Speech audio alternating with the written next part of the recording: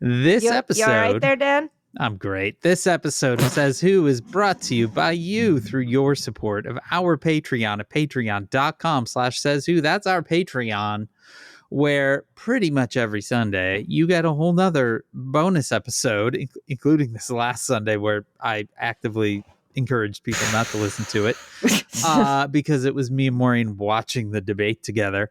But normally it's fun. Normally it's a fun laugher. It's a real knee-slapping laugher for 30 minutes. The little thing we call the Town Watch, that's if you give it the $5 or $10 a month level. That $10 a month level also gets you a sticker in the mail because you become a member of the Says Who Sticker Club, which is a pretty great club, I have to admit. All of that is available to you at patreon.com/sayswho. Dan, you want to see something? You want to see something, Dan? Yeah. Okay. See this? Uh-huh. It's a little like, it's a little mask, a little flowery looking mask. That's nice. This is my tour mask. Tour mask. Yeah, this is like one of, now I feel like since it's been 4 years, they have now mastered the technology of N95 level quality in a rewashable mask. Oh, nice. So yeah, this is one of those happy masks. It's N95 quality basically, but you can reuse it and wash it. Isn't that great? That is great. Got nice breathable. Like that's because I'm going on tour, y'all. Because the book's coming out on the 6th, y'all. And I can announce. That's the 6th. That's the 6th of August. Dan, if you say so. I can announce that in the US, if you pre-order Death at Morning House, the United States, keep your receipt because I have to put this up. But if you submit your receipt, HarperCollins will send you this set of, now it looks like a card, Dan, I realize, but you see 3 little things here. I do see 3 little things. So these are bespoke magnets. Oh, look at that. But what they are magnetic bookmarks. Oh, nice. So they're magnetic bookmarks that are from Truly Devious and Death at Morning House that you can just magnetize on your page and without damaging your book. They're very cool.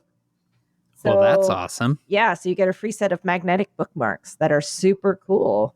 And I'm going to be touring, and I'm going to be adding all the UK tour dates up on the site. So I'll be at Edinburgh Festival. I'll be in London. I'll be in Bath, and I'll be in Southampton. I would like to be all those places. Yeah, I'm going to be. You asked me today when I sent you an email, Maureen, are you flying to England twice in a month? And I said, yes, I am. Yeah, I was very confused. So Maureen sent me a long list of dates that corresponded with recording in order to say, like, here are areas that might be a little tricky for me to record and blah, blah, blah. And every single date was in the month of August, despite the fact that the date parts were overlapped and were different things. And both of them involved going to the UK. So I was like, am I looking at the same thing twice? Am I looking at August and September? Am I looking at July and August? Mm-hmm. It was a real mystery that I had to unravel. And I think I solved your puzzle. You did, yeah. It was July and August. Yeah. But part of it was realizing that, in fact, you were going to the UK twice in 1 month. I'm writing a book right now. I'm finishing it with my illustration partner, Jay Cooper.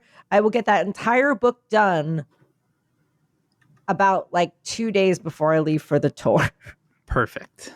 What could go wrong? I'm feeling a little crispy around the edges right now for a lot of reasons. But you guys, it's all going to be up on my site. The US tour, the UK tour, pre-order information. I'm getting all of that up in the next day, hopefully. It's all going to be up. Oscar's helping me with that.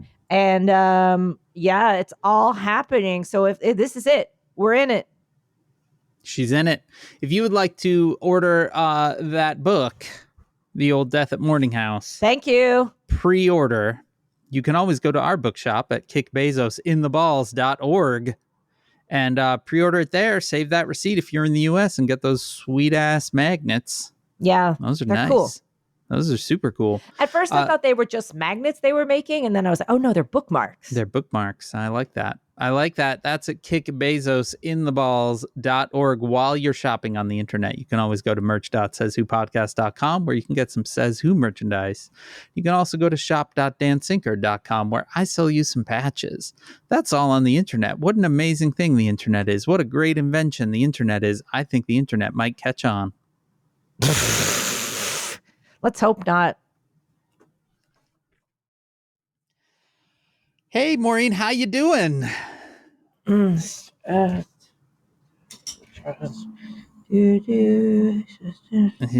Maureen. Drawing cat. Why are you drawing a cat? See, I drew a cat. Okay, I see that cat. Are you doing good? I'm gonna color my cat in. Oh, okay. Color cat in. Meow meow meow meow meow meow. Yeah. It's the podcasting is an audio medium, right? I'm gonna draw a cat instead. Yeah, but we can't see your cat. I'm gonna draw a picture of you instead, Dan. Okay. Are you doing okay? That's you. That's me. Yeah. Okay, I'm gonna take a nap now. No. We need to record the Says Who podcast, Maureen. Need you to focus up. Oh boy.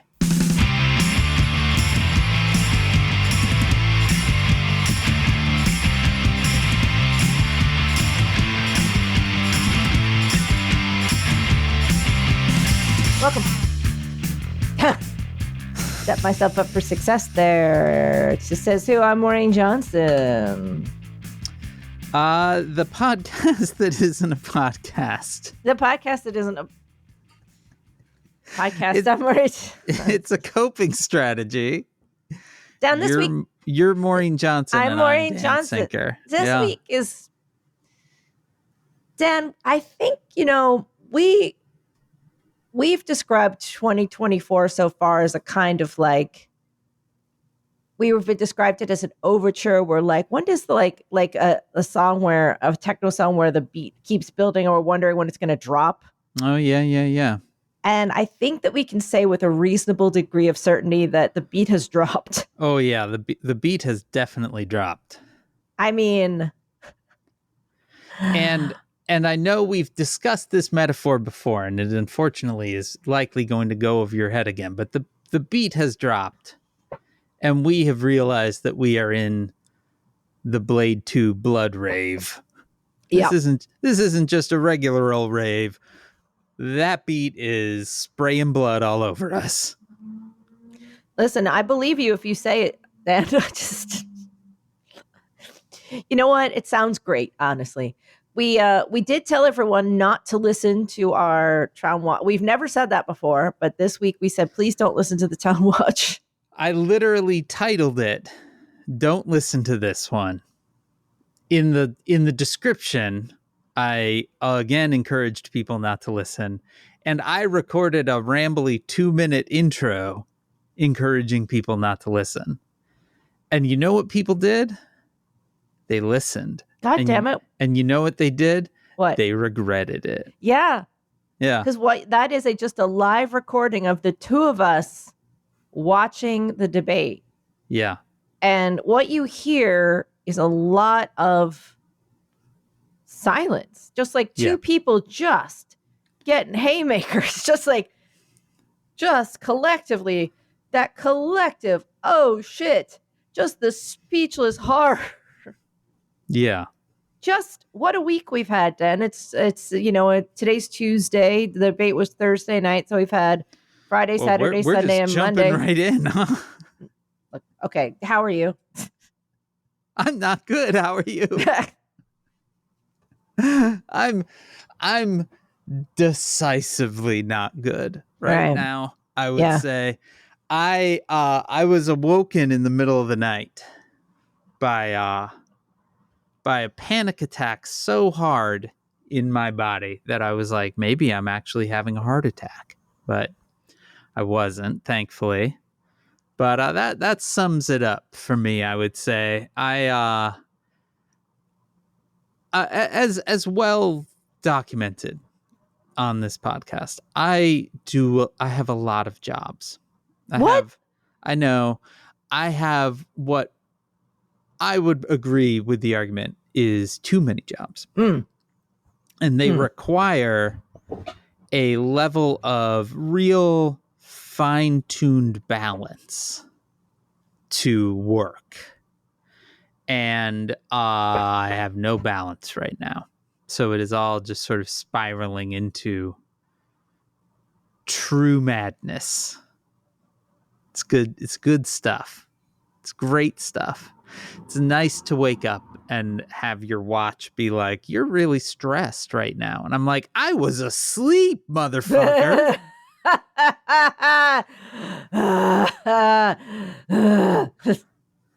Yeah, no, like just a lot of texts from friends that are like, I'm not doing okay. Like everybody is just like, and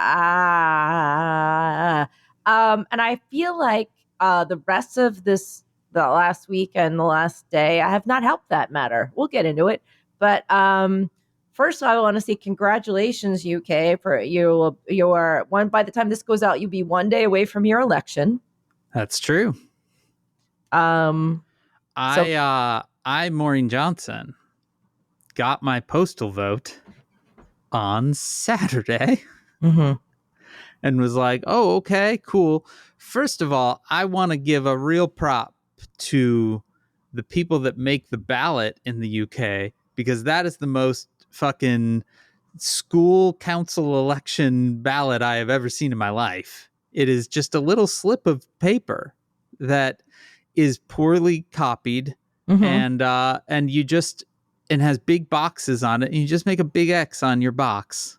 That's it. Whoever you're voting for, just a big X. Then you put it in an envelope and seal that envelope and put that envelope in another envelope. And then if you're me, you pay a great deal of money in order to make sure that it got there on time. That was my civic duty. Yeah, you did it. In the UK. I did it. We'll see. But it was a hilarious little ballot, I have to say. I really was like, no, really, where's the ballot? This is clearly the weird sample. Oscar's bad at paperwork, and I was saying, get your thing in, and he didn't really apply for it quickly. Yeah. So I don't think we're going to get it on time. Well, at this point, the main problem would be, well, you might get it before, but you can't get it back. Get it back in time, yeah. Yeah. Is he registered where his family is? No, it would have been the last place he lived. Because he could, if he was, he could get a proxy. That's right. No, yeah, this would have been the last place he lived. Yeah. Well, I did my part. So we'll get to $84 yesterday to get it. Oh shit! Yeah, you really did it. I did. I was like, part of it is this district that I lived in when I was 2 years old that I'm for some reason eligible to vote in. The Tory only won by like 600 votes. So if I can spend $84 to be the one, my great idea, my great dream, Maureen, is that the guy that wins by one vote. And then I get to be like, I want you to know it was me. Worth it. Yeah, that would be worth it. That's a beautiful thing. Yeah.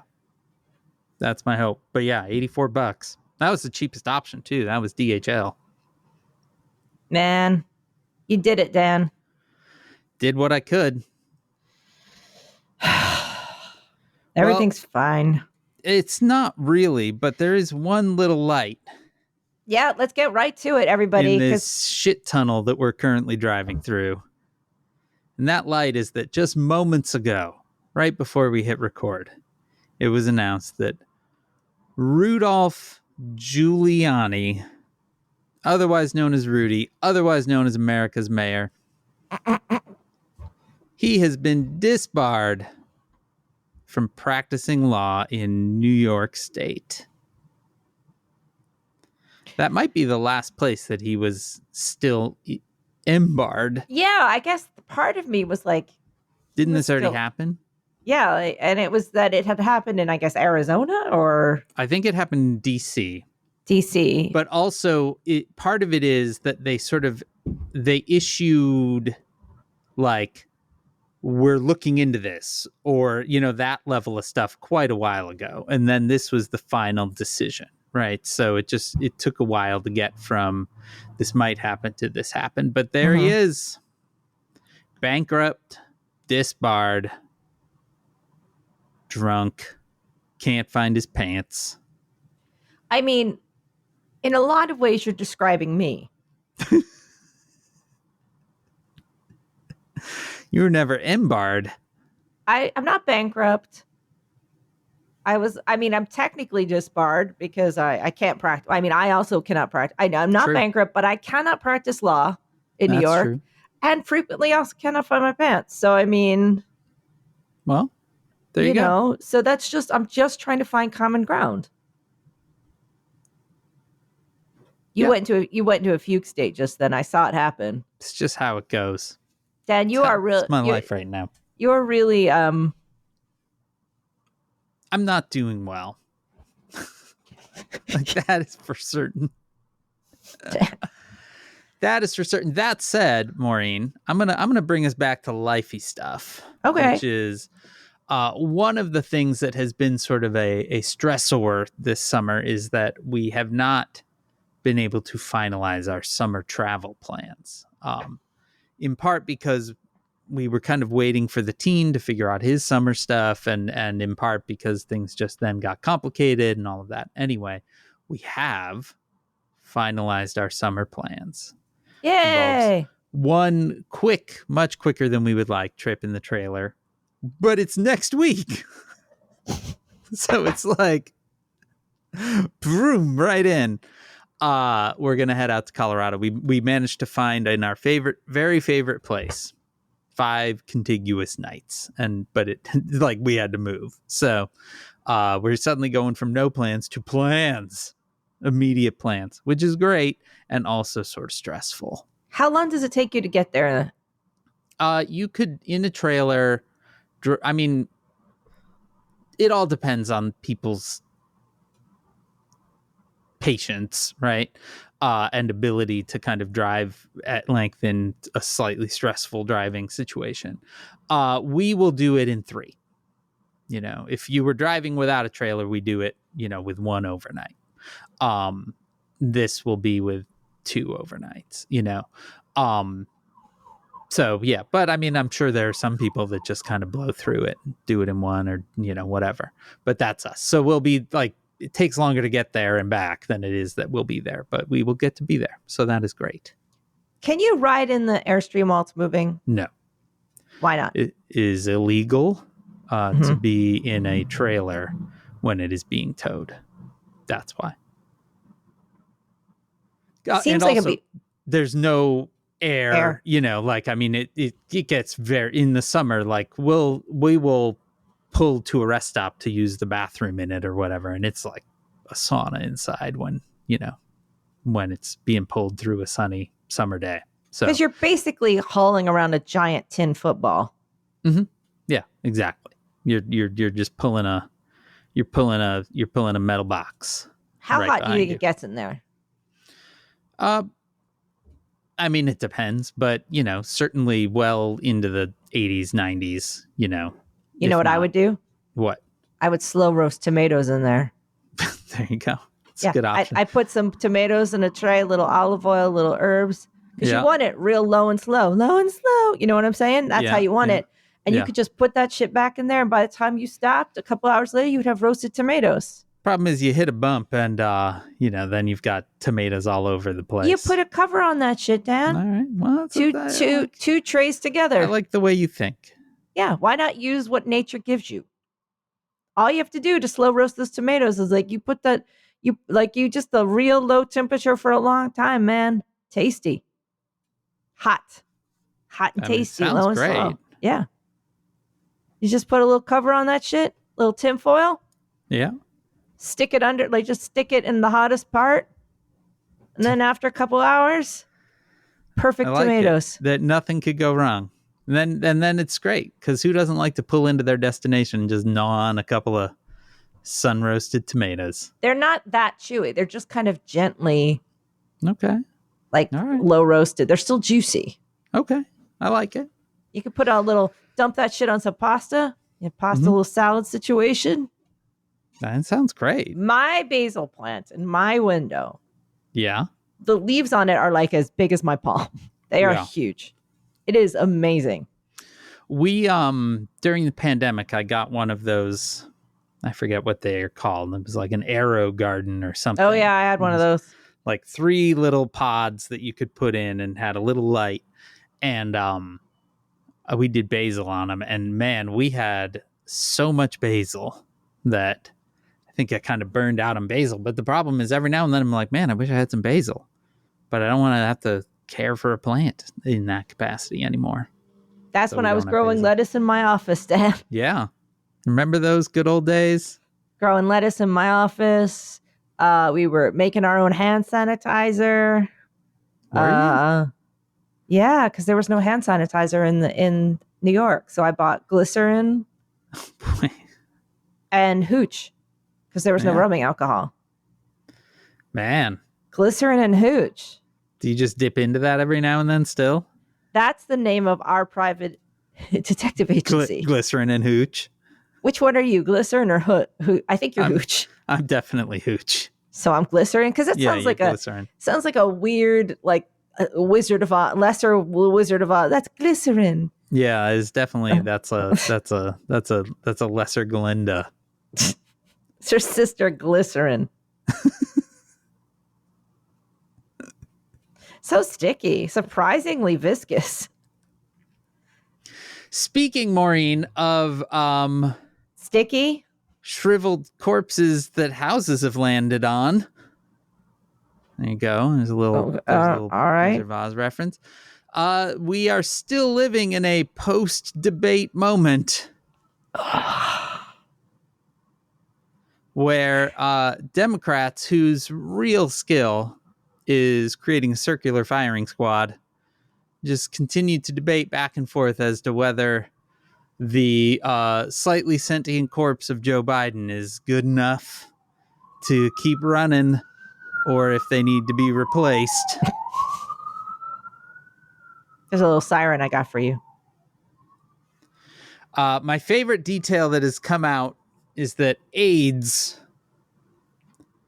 attributed to Biden aides have said, oh, he's really sharp between 10 and 4.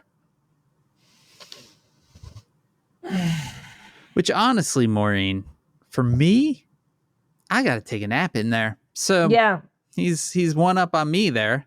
That's the hot part of the day. Sometime between 10 and 4, old Dan over here is laying down for 11 minutes or so. You're good at napping, though.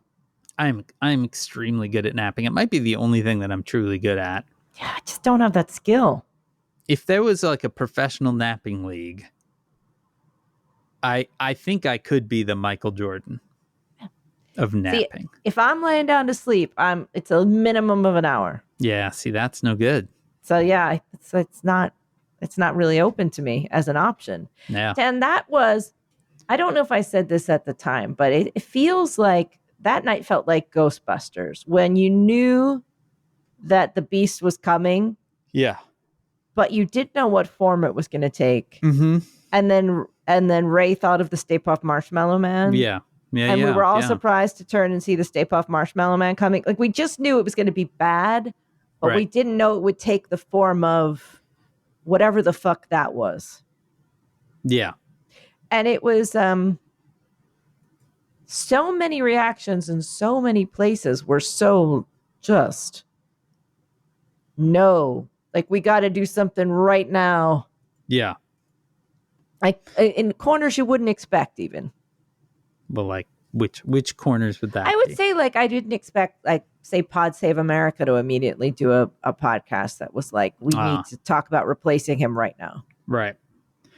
The trick of all of this is that the time for that conversation was like last year. When you know, like I mean, yeah. It is unfortunate, but apparently this is what we're doing. I don't think he's going anywhere. he had a huddle up with his fam this weekend, ostensibly between 10 and 4, and they all encouraged him to stay with it, keep fighting. They keep trotting him out now where he's like, I'm the most excitable guy in the world. They've slathered him up in some bronzer. He's just crushing a beer can in one fist. Yeah, he is. He's like Stone Cold Steve Austining double beers, tossing them out into the crowd. He's eating a Slim Jim. Yeah.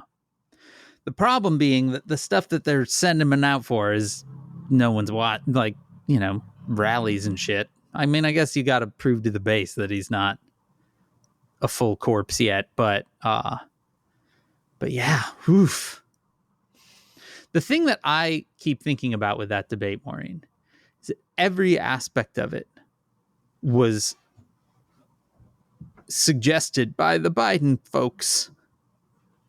The date, the format, no audience, the muting mics, all that was them. It's a good time. Dan, I'm not saying I'm happy. No, I didn't think you were. I'm not happy, Dan. Are you not? I'm not as happy as you'd think I would be. Okay, I'm gonna write Maureen. Not as happy. Not as happy as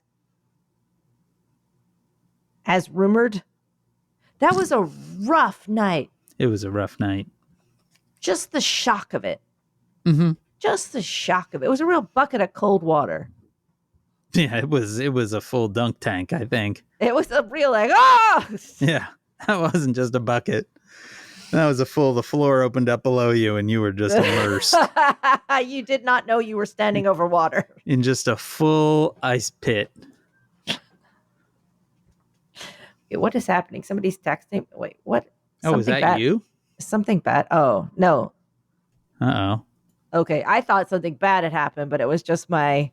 So I'm creating this book with my my friend Jay, who said, to the gallows they go. And I was like, oh my God, what happened? But he actually is telling me that he has to, in the name of art, cut apart some old periodicals and newspapers and old antique magazines that he bought in order to make some art for our thing. Well, that's fun. So I was did we actually, who's building gallows? What's happening? This gives you a sense of where my brain's at, that I was like, did they? Oh my God, they got Mike Pence. That was actually the first place that my brain went. Oh, good. Yeah. Perfect. Yeah. Well, speaking of gallows, Maureen. Okay, Dan, I really don't like that was a good and useful transition for you. The Supreme Court yesterday officially declared Donald Trump a king. The awaited ruling on whether or not he had absolute immunity as president, which has been the thing that has delayed the January 6th trial, because they have argued that he is immune. Anything that you do as president, you are immune from prosecution of. That went to the Supreme Court. At the time, before the actual hearing, most folks were like, they're not really going to fuck with this. Like, they're going to probably not do a lot. And then the hearing happened and it was like, they are entertaining these arguments. Well, it turns out, yes, they have decided that, in fact, presidents do have some level of immunity. So that, to some degree, a president is, in fact, above the law now. In their weird splitting of hairs, official acts are immune, while unofficial acts aren't. So what does calling for the death of your vice president count as? Is that official or not, Dan? Funny you should mention that, because the pressure campaign against Mike Pence is one of the things that they have said, well, that fits into a slight gray area, but maybe we should presume immunity for it. I didn't actually know that. Yeah. That one. So they have specifically called out Trump's utilization of the Justice Department to push his election lies is an official act, because the official act of the president interacting with the Justice Department is official. That he was asking them to do batshit stuff doesn't matter, because that's an official interaction, which is why they're saying, well, the Mike Pence stuff, probably that's official too. But that one's a little bit iffy, I guess. What it basically means is that there is going to be years of arguing over what is and isn't an official act. Remember, this is a person who claims he can declassify anything with his mind. Right? So I don't know why you wouldn't say, oh yeah, everything I do is official because I'm the president of the United States. Well, that was, in fact, I mean, Nixon's argument at one point was something like, if the president does it, it's legal. Right. So the funny thing about all of this is that they've basically just made Watergate legal. Yeah. Yeah. That Watergate, if it were to happen today, it's all official acts. Yeah. You know, the Saturday Night Massacre of him firing all of his Justice Department people over and over and over again. That's an official act. You know, so it's good. It's good. It's good stuff. The other thing that's fun, this was like the added bonus that nobody even asked for. So you can't prosecute official acts, but you'd think that you could use evidence that might have been created in an official act to prosecute an unofficial act, right? So you couldn't necessarily prosecute that Trump pressured on the fact that Trump pressured the Justice Department, but you would think you could use the emails that came from that, for instance, to prove out an unofficial thing. Well, guess what? You can't do that either. This was a full freebie. They said that immunity goes all the way to evidence as well. See, it turns out if you completely fuck the judiciary, mm-hmm. you can sort of do whatever you want. mm-hmm. Yeah, it turns out that everything was just a series of polite norms. So this is why, Maureen, the sentencing of Donald Trump for the Stormy Daniels hush money case, which was rapidly coming up in just 9 days on July 11th, has been postponed because Trump's people, within an hour or two of the Supreme Court ruling, appealed that this falls into official acts. Though, you might say, but Dan, all of this stuff happened when he was a candidate and not the president. And that is true. So that would be prosecutable. However, the evidence, that being the checks and ledger entries and all of that happened when he was president. And so they are saying, well, those were official acts, so you can't use that evidence.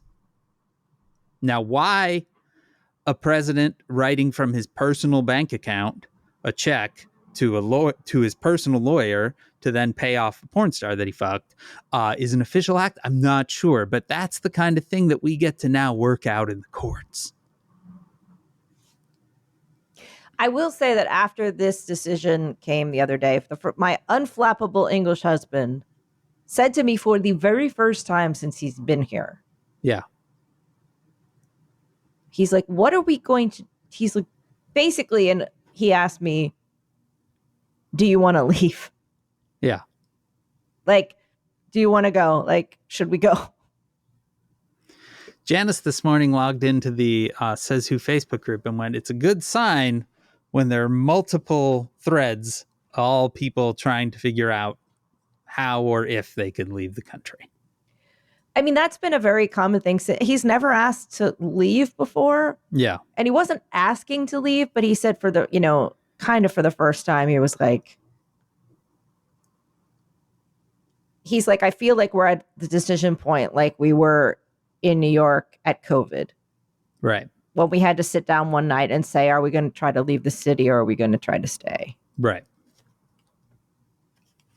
And we ultimately decided to stay. Yeah. I brought him here. Yeah. And like, look, the UK is pretty fucked as well, but like they're not quite doing this. Also much less likely to get shot. So you know what I mean? Like there's a lot of like, ooh, I'm gonna perk it up. Hey, look at my mask again. It's got flowers on it. Look at how I can move my shoulders. Oh, damn, we gotta perk it up. Perk it up. All right. Okay. All right. Okay. Well, the fun thing, Maureen. Yeah. About this ruling. Okay. Is if you wanted to, I guess Joe Biden could drone strike Donald Trump. Okay, here's the thing. Like that got passed, or that was the whole thing. Like, what does he just do? Like, obviously, he's not going to do any of that. Yeah. But the thing is, like, the whole problem is like that we keep allowing people who absolutely will do crazy shit with this. Yeah. We're like, we're doing nothing. We could be doing anything right now at this moment of ultimate peril. Yeah. When what we absolutely need to do is put our, not just like our good enough, weird, still alive offering on the table. We need to put our most ambitious. Like if we're playing for everything, then fucking play. Right. Put in someone who's going to actually do stuff about climate change, about like everything. Yeah. Like put in an actual, like choose your fucking fighter. Right. And choose your fucking fights. Yep. Whatever. Here's what I don't want. 79 texts a day that says, if you give me $5. Oh, the texts were so thirsty. I have an interesting experience with the texts and the emails, which is the last election cycle. I really quite vigorously unsubscribed. And you know what? I'm not getting any of them now. It's wild. It's like they actually paid attention to the unsubscribe request. I'm not getting the emails. I'm not getting the texts.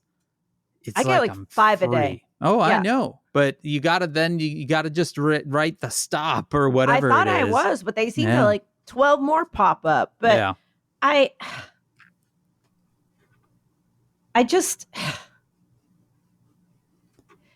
just when you say things like, if you elect me, I'll reinstate, I'll reinstate Roe versus Wade, or, I'm like, but you were elected. Right. Like, I know I'm not saying anything that we don't like. Yeah. Our hands are tied until you do this. Well, guess what just got untied? You can do whatever the fuck you want. Yeah, apparently you can do anything. Apparently you can do absolutely fucking anything. And here's the real upside for Joe Biden, right? Let's say he just started doing crazy shit, right? He likely could draw out those court cases until he's not around anymore. And so that's good for, like he could just kamikaze his way through this. Yeah. I mean, that said, Maureen, I agree with you. Choose your fighter. Let's go with our best possible shot. That said,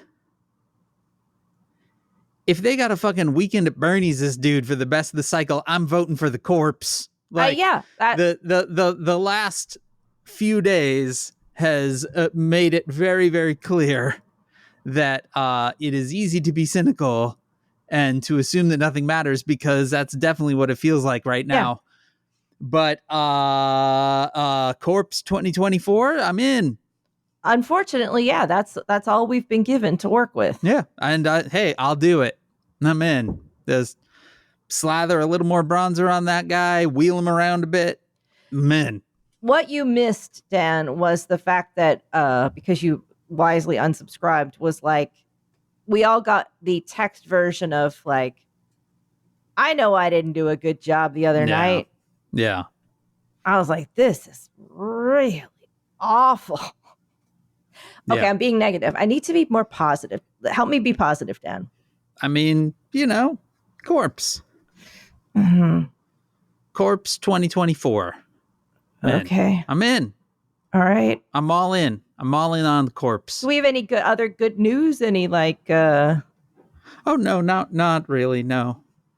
I mean, there's a bunch of stuff in the notes, but it's all about the Supreme Court and all even worse. Well, not actually even worse. Not even worse, just bad. It's just real bad. So we got that going for us. That's the rest of the notes. Just things that aren't worse, just real bad. How's that? Like what, Dan? Oh, like the fact that they ruled that certain January 6th rioters get to have their prosecutions taken off because the government used a law on obstructing an official proceeding, which I could understand why someone might do that, might use that law, what with the whole obstructing an official proceeding. But that they used that law incorrectly. Apparently, the law was created in the wake of the Enron scandal, where folks at that financial and energy company were caught destroying evidence that the federal government wanted. And so the court just said that there must be proof that defendants tried to tamper with or destroy documents in order to be able to use obstructing an official proceeding. So that invalidates the convictions of a number of January 6th rioters, though it is worth noting that most of them were not charged with that charge. So the vast majority of folks, it doesn't apply. What is the actual charge of shitting in the Senate? The old shit clause. Okay. Yeah, I don't know. But most people are not actually charged with that. But you know who is charged with that, Maureen? Donald Trump. That's one of the charges that Jack Smith is pursuing against him in the January 6th trial, is that he was obstructing an official proceeding. So that one's probably gone. It might have even been 2 that were based on that. And the rest are caught up in official versus unofficial acts. So that's fantastic. The only thing gives me hope in that is if you've ever seen pictures of Jack Smith, he looks like a kind of man who sits up by the light of a single gas lamp, making his own tools and weapons by hand. Like he just has that. He just looks like a guy. Yeah, he does look like a guy. Like it's like I make my own knives. Like he just has that look, Okay.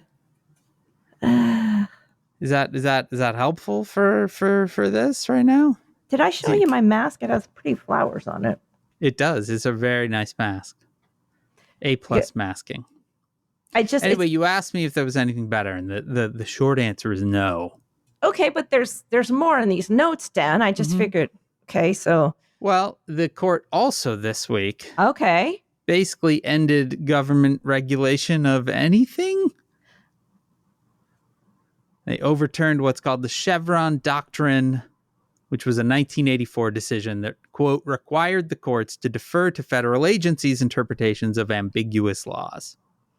Not anymore. Now the courts get to figure it out. Exactly who you would like to interpret regulatory laws. Some jagoff Trump appointee in Texas. So that one's great. It's all great. Thanks, Supreme Court.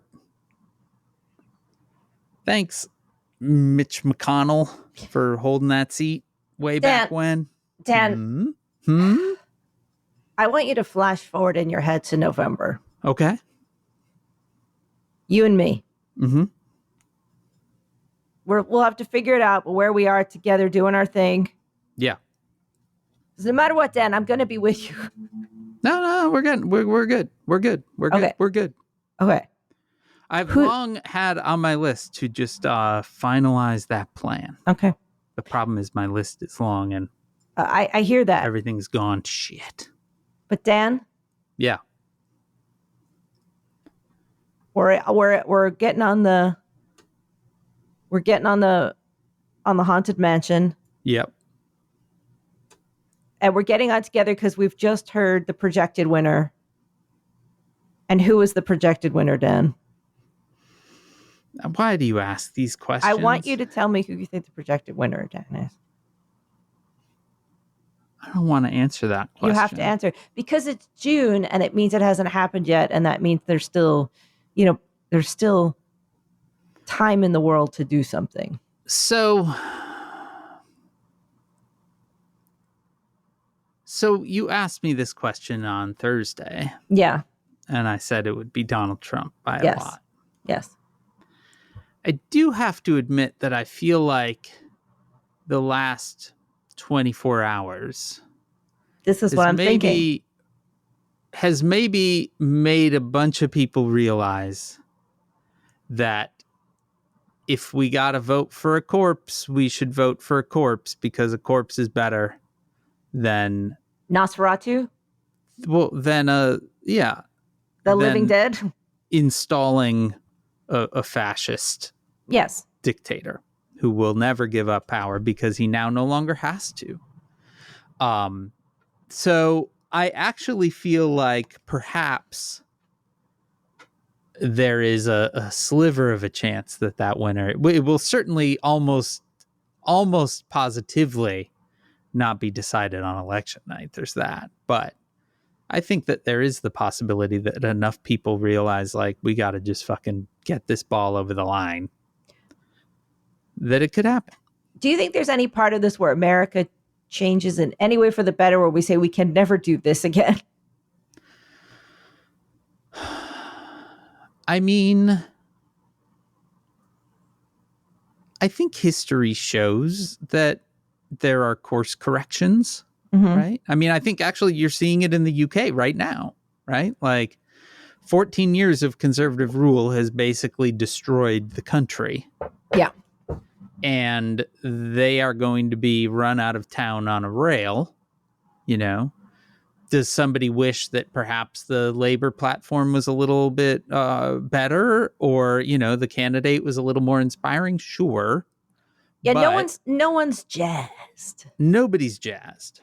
But it is a recognition that the direction that things were going was absolutely positively the wrong one, But I mean, I think it's possible. I think it is possible.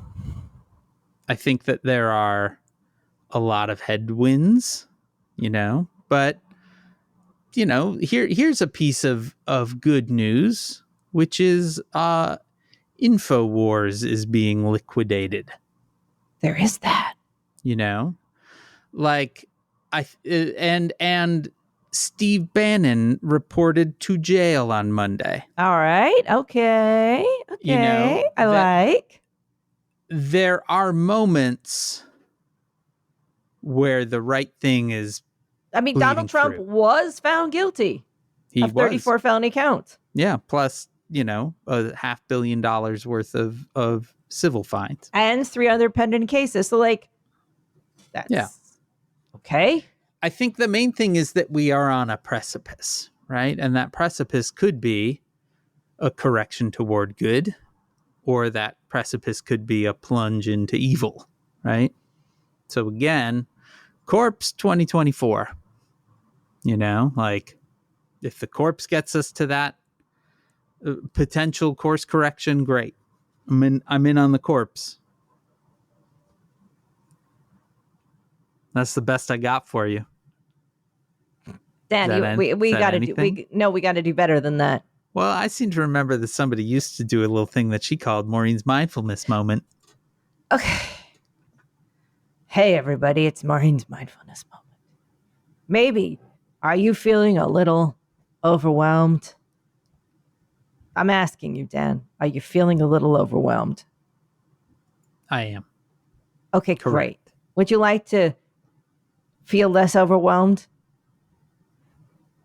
Uh-huh. I step on your foot. Now I've distracted you. See? Okay. You're thinking less about the stuff because I stepped on your foot. All right. That's it? Yep.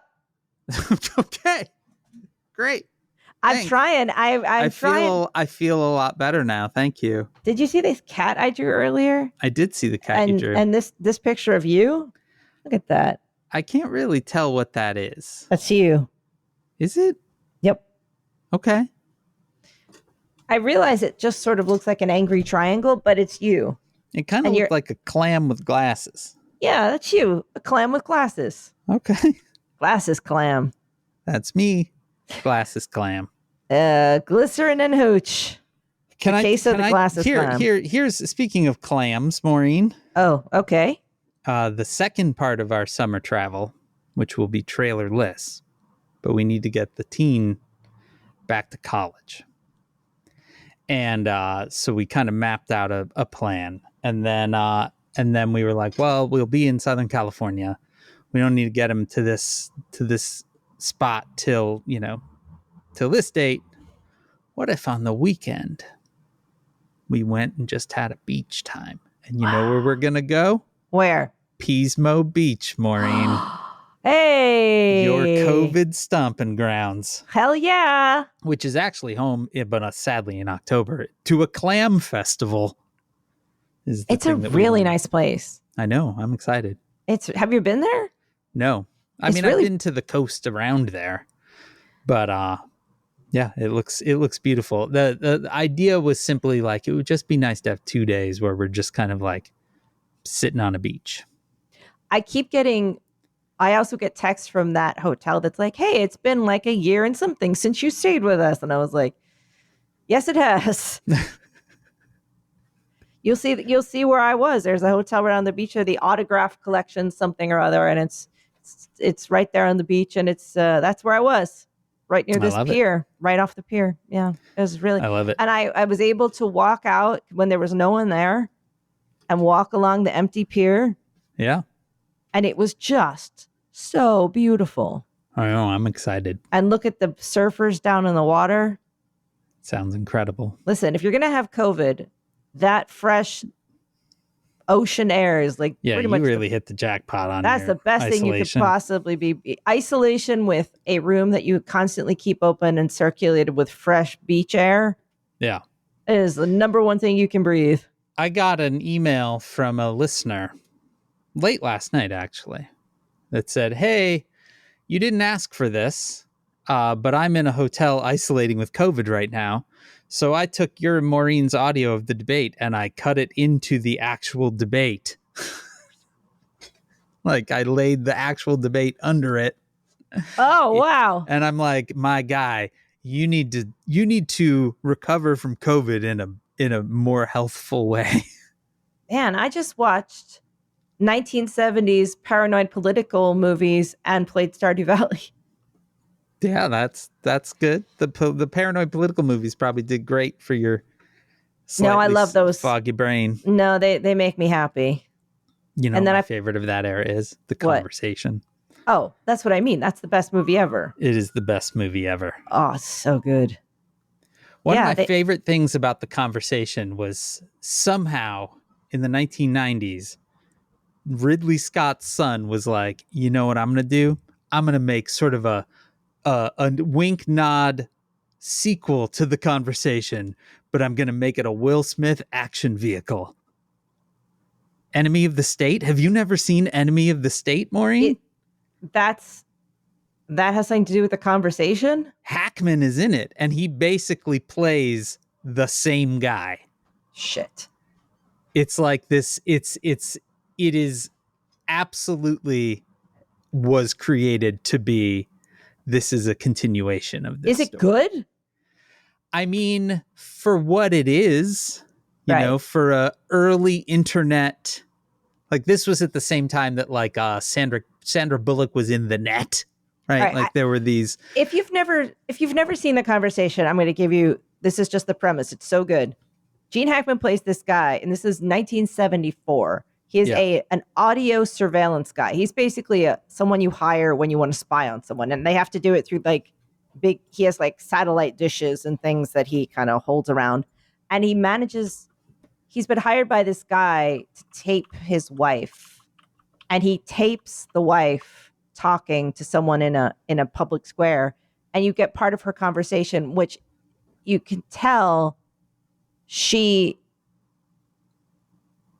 like, he's gonna kill us. Yeah. He's gonna kill us. Or something like, he'll kill us if he finds out or something. And he keeps trying to stop this murder, like her getting murdered.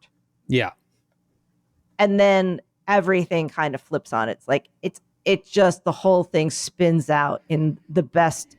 It is such a wonderful movie. It is so unexpected and wild. Yeah. Because you just get little bits of this little conversation. It's just this little bit of audio that gets played over and over again, and it's broken down, and it's like, he has to listen to it again. He's trying to figure stuff out. It's so good. Yeah. You see, talking about the conversation makes me happy. I want to apologize. Okay. To Tony Scott. He's Ridley Scott's brother, not son. Okay. I always assumed that was like a little Nepo thing, but apparently just brother Nepo. It's not you. Also, I've started season 2 of Extraordinary. So good, right? I think season 2 is lined up to even better than season 1. I mean, that show is truly a gift. It made Oscar a little uncomfortable because there's cringiness, like there's moments of like, oh no. Yeah. But there's a lot of cringy moments in it, but man, it's good. And the music in it is phenomenal. And there's a character, an adorable character, who has the unlikely name of Jizzlord. It's true. That if you are looking for something that will make you glad. Yeah. In all of this darkness. Extraordinary. Jizzlord is a cat. I'm not spoiling anything. He's a cat adopted by the characters in the first episode that turns out to be a guy. Yeah. Who can't remember anything about his life before, and also just like lots of stuff. So he's super sweet because he has but he also has kind of no idea what stuff is. Yeah. So it's such a good show. It's such an amazingly good show. Yeah.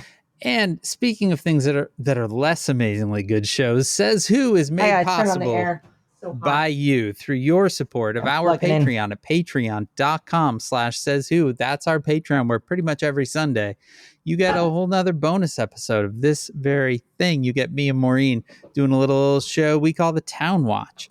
That's yours if you give it $5 or $10 a month. $10 also gets you a sticker in the mail because you become a member of the Says Who Sticker Club, which is a pretty great club. All of that's yours at patreon.com/sayswho. Our theme music is performed by Ted Leo, who is out on the road right now performing his album Shake the Sheets in an anniversary show for it. You should go see him. Our logo was designed by Darth. You can contact us at Says Who Podcast on Threads, at Says Who at omfg.town on Mastodon. You can email it, hey, that is HEY at sayswhopodcast.com. You can join the discussion on Facebook at /group/SaysWhovians. Our Facebook group is moderated by Janice Dillard. Thank you, Janice. Thank you, Janice. If you want to join the fan-run Discord server, you can go to tinyurl.com/sayswhodiscord. Whatever you do, spread the word, subscribe, leave stars and reviews on Apple Podcasts, Spotify, YouTube, or wherever it is that you listen. And you can join us next Wednesday, July 10th, for our very next episode. And from my basement in Chicago, I am Dan Sinker. I'm from a place where it's always darkest before the dawn or before giant storms as well. So, I mean, there's that to think about. It's always darkest before the dawn or before a giant storm. Yeah, that's true. Where Dan, I always said the water meets the sky and the I do. I got nothing. I don't even have that. Well, then just say your name. Ah! That was Maureen Johnson, and this has been Says Who.